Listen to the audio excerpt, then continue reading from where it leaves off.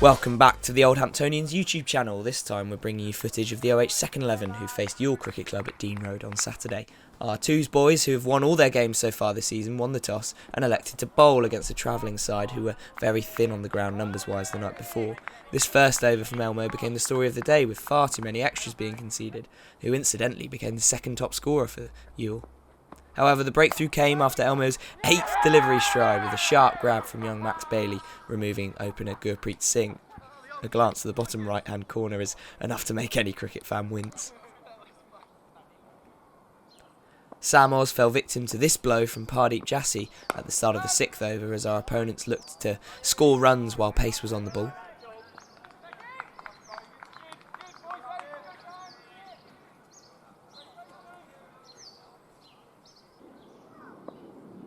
Before doing so again a couple overs later as Frogbot started to keel over.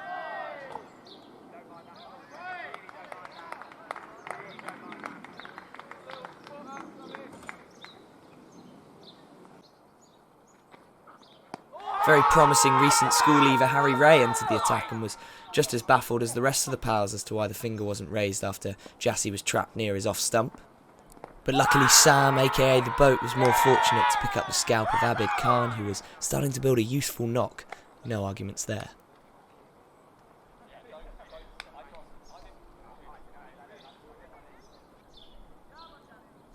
With the visitors 46 for 2 after 11, there was no sign of them slowing down the scoring rate, exemplified by this smart drive into the offside from new bat Abdul Rab of Harry Ray.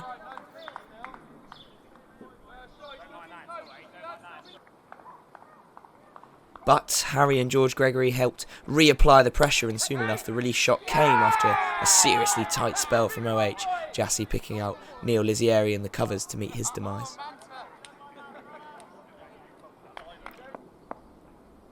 Club chairman Rich Brown didn't concede a single run from his first 2 overs and trapped Abdul Rab leg before going back in front of his stumps to become the 4th Ewell wicket to fall.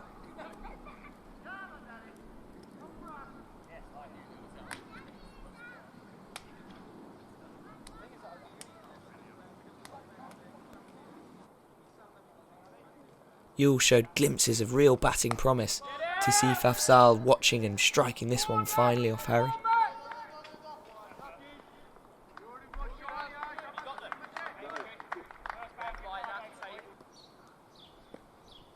But once again this resistance was short-lived and Rich would soon pick up his second with another grab for Lizzie as the visitors tumbled to 66 for 5, their 3rd wicket falling with just 6 runs scored between them.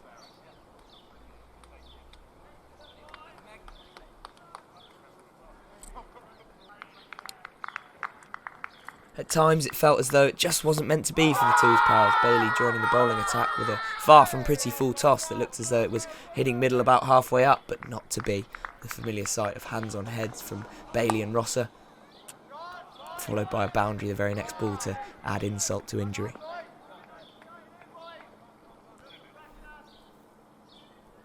Bailey would get his just reward an over later, however, with one of his trademark sharp pieces of fielding to remove a scrambling Mahmood as he swooped to his left before firing into Jack Rosser to remove Ewell's skipper.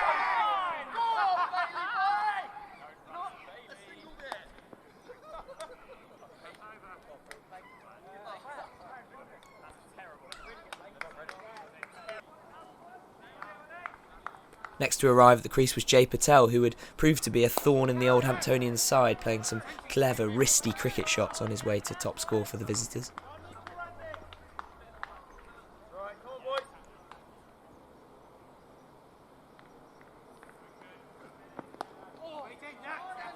Good strike on the sweep there.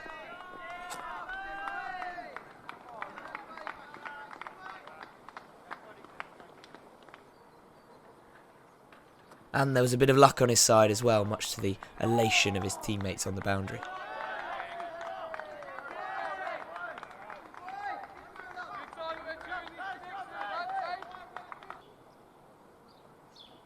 I've been informed that the next wicket to fall was courtesy of a particularly smart grab from young Harry Ray at short fine leg, as Rich Brown picked up his 3rd wicket after a mighty fine 10-over spell, finishing 3 for 13 with 5 maidens bowled.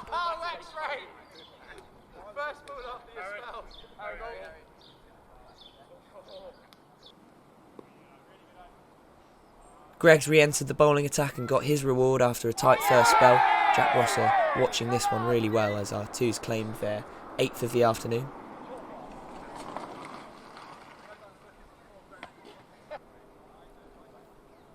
Jay Patel continued with these very valuable runs, streaky or otherwise.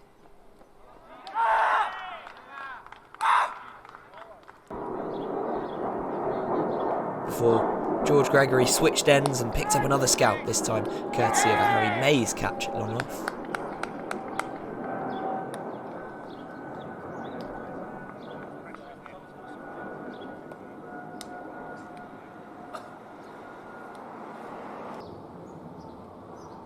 More scoring shots from Patel helped push the Ewell total towards 140, which was a mighty fine return after the position they found themselves in after 6 wickets down, before eventually meeting his end as a result of this fine Yorker from Bailey, 137 all out. Despite extras top scoring with 33, our twos could be very pleased with a tight and assured bowling display, not getting bogged down by half chances and some umpiring decisions that would be no doubt discussed at the bar later on. Special mentions must go to Brownie, Harry and Greggs for some absurdly tight spells and crucial wickets. Would the runs from Patel and extras be enough for Ewell to defend? The familiar sight of skipper Max Vyvyan and Neil Lizieri strode out to the wicket to begin the OH chase, with Viv making light work of some early to Sif Afzal looseners. The twos captain's been in fine fettle this season, averaging over 50 and here seen hitting his 300th run of the year, and it's barely even June.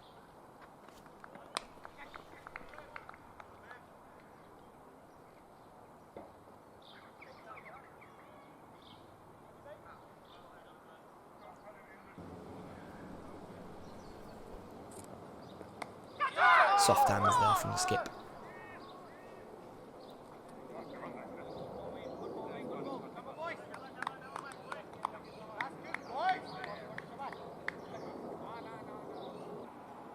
Towards the end of the 4th over, the flying start made by the Otter would come to an end, perhaps playing too overconfidently on the drive to Afzal. His 21 made here was Max's lowest score in the league this season. Harry Mays, on the other hand, is yet to find his feet this season and fell victim to one that snuck through the gate, Afzal picking up another pole with OH 31 for 2 after 6 overs.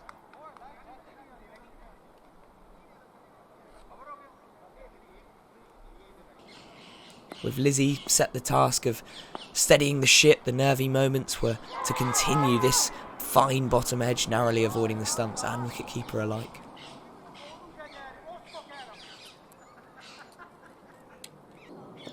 Jack Rosser was looking to recover his devastating form that he found himself in at the start of the year, but this slightly casual cut shot off the spin of Patel meant he found himself trudging back to the clubhouse for 12.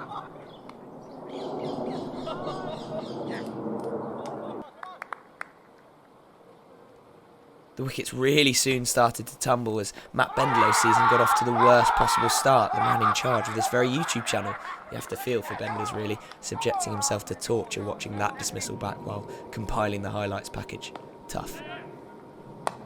Bailey arrived at the crease and survived the hat-trick ball, but Lizzie was the next to go, picking out the mid-wicket fielder off Gurpreet Singh to leave OH at 70 for 5, still needing 68 runs despite having over 30 overs to score them in. George Gregory came into bat at number 7 and his innings got off to a particularly composed start, exactly the level head that the twos pals needed given the scenario. And Bailey joined in as well, starting to move the chase forward.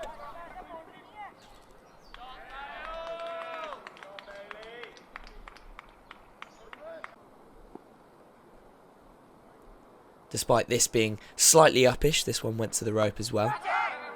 Though it looks like Max was well on his way to running 4. Difficult little partnership for George, I'd imagine.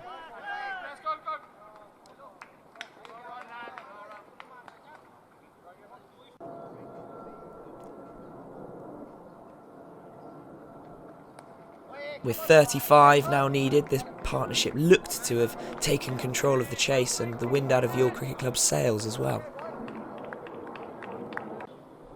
But this is club cricket, of course, and these fixtures are full of surprises. Bales hadn't had the best of luck with the umpiring this afternoon, and so I'm sure this one stung seeing the finger go up. A valuable partnership met its end, but it looked as though the two of them had done enough.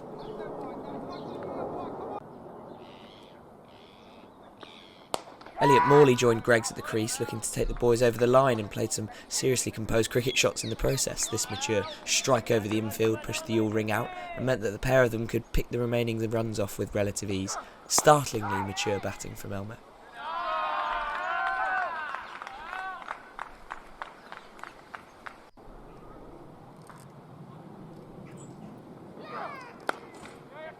This strike from George put us within touching distance.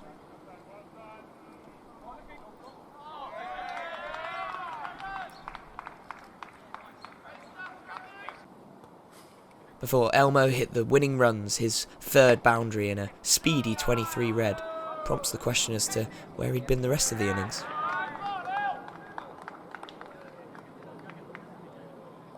So, despite that initial scare, the OH2s thus won by 4 wickets, courtesy of some very sensible batting from George Gregory, as well as valuable contributions from Bailey and Elmo. An extra shout-out must go to the fielding performance, which made it very difficult for the Ewell batsmen to score easy runs. The 100% start continues as we extend our lead at the top of Surrey's second 11 Div 3.